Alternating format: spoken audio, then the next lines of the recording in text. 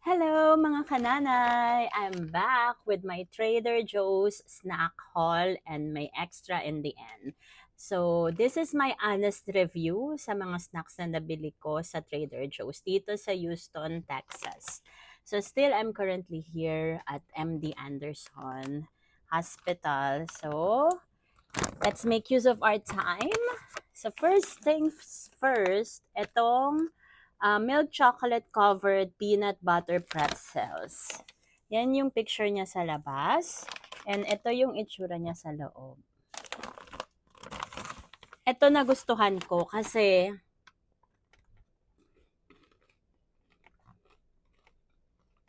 hindi siya ganun katamis. Yung chocolate niya, saka yung peanut butter. And yung crunchiness, I don't know kung ano yun. Pero, ang sarap niya. Hindi nakakaumay, hindi nakakasaba. At hindi sobrang tamis. This one, highly recommended. Kaya pala, nandun ako the other night, bumibili ako ng snacks. Dalawa na lang yung natira dun sa rack. Sabi ko, siguro masarap to. So, sarap talaga. Highly recommended. This one is highly recommended.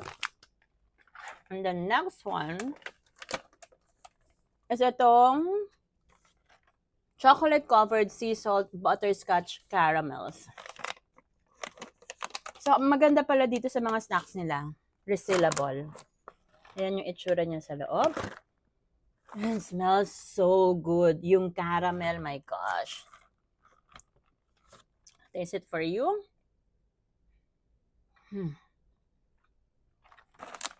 Sarap. Hindi rin sobrang tamis. Matamis pero hindi sobrang tamis. Masarap din to. Highly recommended. Highly recommended. Another one is this. This is the dark chocolate covered mini pretzels. It's also resealable. Ayan yung tsura niya sa loob. Amoy na amoy mo yung dark chocolate. So, I will try it for you. Ito yung itsura niya. Kanyam.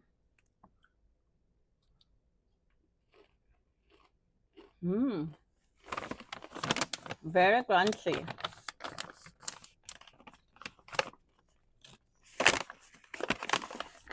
It doesn't taste like dark chocolate talaga. Para rin siyang milk chocolate.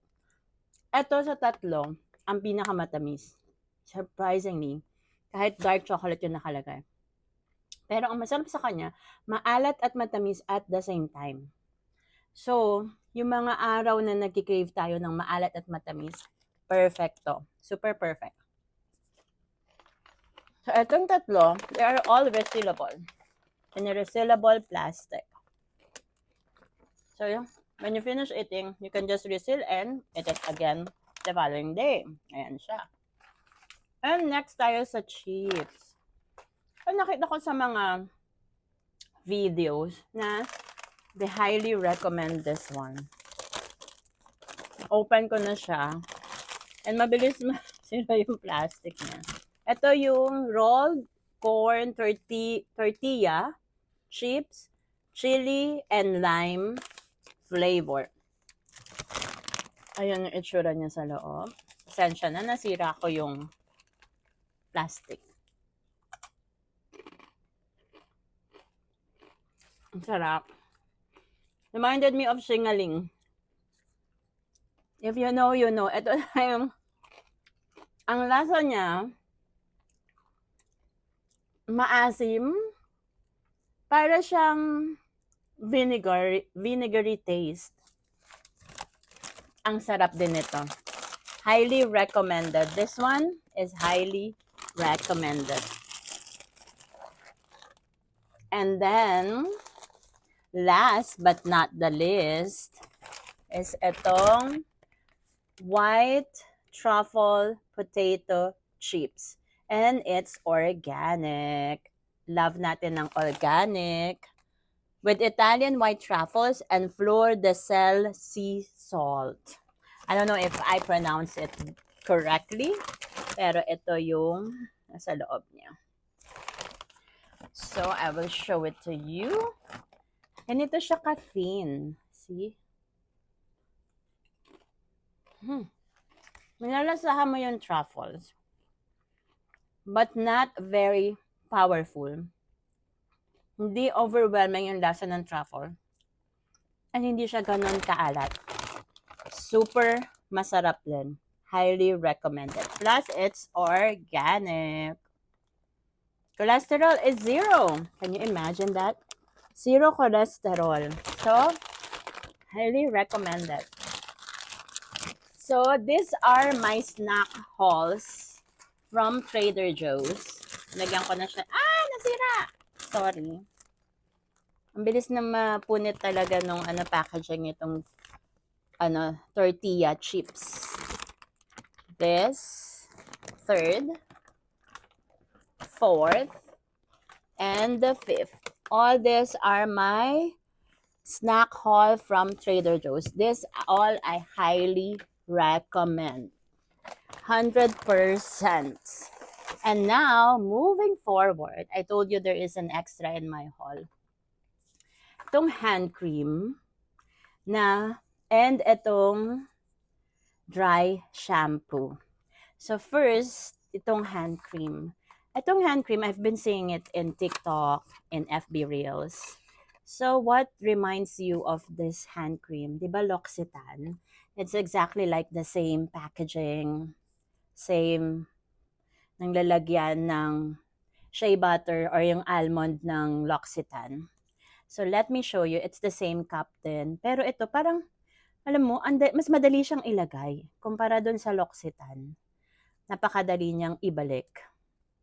That's one thing na hindi ko gusto sa yung cover ng sa L'Occitane. Ang hirap ibalik. So ito yung texture niya. Ito yung light, mildly scented. Super mild ng scent niya. Hindi siya masakit sa ilong. There are two types, yung scented and ito. Yung scented hindi ko binili kasi hindi ko sure kung ano ba yung amoy niya kasi parang flower. So ayan siya sa skin ko. Ayan, this one. So kumpara dun sa nilagyan ko ng hand cream at ito. Very moisturized. At ang kagandahan sa kanya, hindi siya greasy. Easily absorbed ng skin. And it has that very, very nice scent. Highly recommended ko rin to. But I'm still looking for that scented. Kasi nang bumalik ako sa Trader Joe's, wala na sila nung scented hand cream. So this is a great alternative. A cheaper alternative for the L'Occitane hand cream. This is really good. Highly, highly, highly recommended. This one. And last but not the least, itong dry shampoo. This is a powder dry shampoo. This smells so good. It's powder. So, normally kasi ang ginagamit ko is yung, hindi yung powder. Kalimutan ko yung tawag. Pero ganyan siya. Yan siya. And the smell, my God. Tapos kailangan mo siyang i-ano dun sa buhok mo. So, I will show you. Like, for example, dito ako naglagay. Para lang, ginagamit natin ito kasi hindi naman daw maganda mag-wash ng hair every day. So, ito yung ginagamit natin kapag ayaw natin maging sobrang oily yung hair natin. Especially for us Filipinos, like pag di tayo naligo ng isang araw, ang oily na ng buhok natin, no, 'di ba? So ito ginagamit natin para ma-prevent yung sobrang oiliness at greasiness ng hair natin. So just like this, and then 'di ba napunta na sa mukha ko. Ito talaga ang para mapakita ko lang talaga sa inyo. Yan, igaganon nyo lang siya.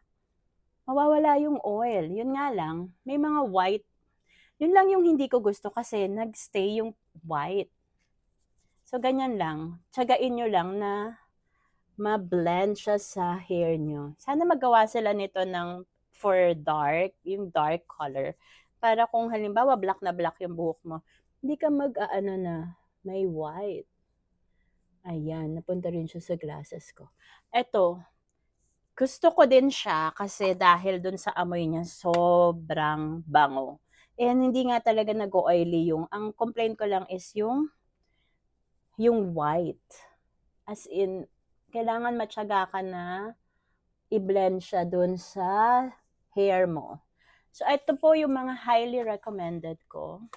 All this from Trader Joe's haul. This one, this, and this one. O, diba natakpan na ako. Ayan po guys. So, pag nandito kayo sa US or gusto nyo magpasabay sa mga nagpupunta rito, these are my recommendations. Thank you so much for watching. Bye. Until next time.